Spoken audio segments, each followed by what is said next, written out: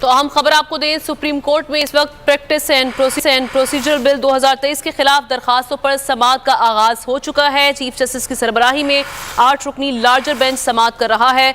Justice Ijazul Ahsan, justice Munib Akhtar, justice Mazahar Naqvi, justice Muhammad Ali Mazhar, justice Ayesha Malik, justice Hasan Azhar Rizvi और justice Shahid Waheed इस bench का हिस्सा हैं। अटर्नी जनरल मंसूर उस्मान आवान कमरा अदालत में पेश हो चुके हैं। आमना अली हमारी नुमाइंदा हमारे साथ मौजूद है, उनसे ताज़ा तरीन सूरत हाल जानते हैं। आमना अली, ये कहिएगा, समाअत का आगाज हो चुका, कमरा अदालत से क्या खबरें आ रही हैं मजीद?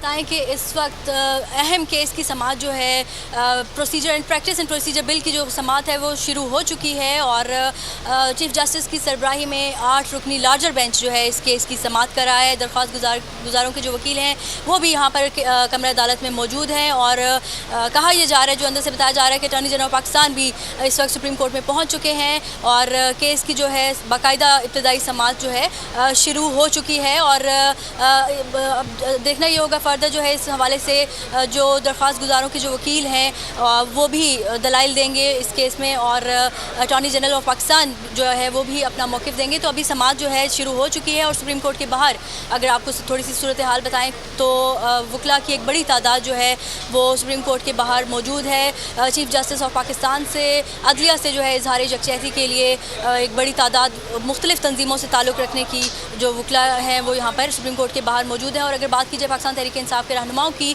तो सेनेटर आज़म सवाती हमने देखा कि सुबह से ही यहाँ पर मौजूद हैं और उनकी जानिब से भी अदलिया के साथ इजहार यकजहती के हवाले से जो है मुख्तलिफ जो वकला हैं उनके साथ नारेबाजी की जा रही है। तो केस की समाअत जो है इस वक्त बाकायदा उसका आगाज़ हो चुका है। जी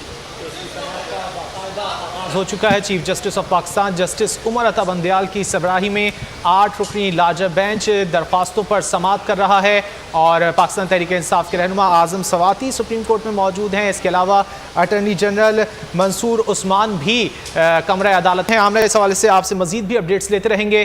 फिल वक्त शुक्रिया।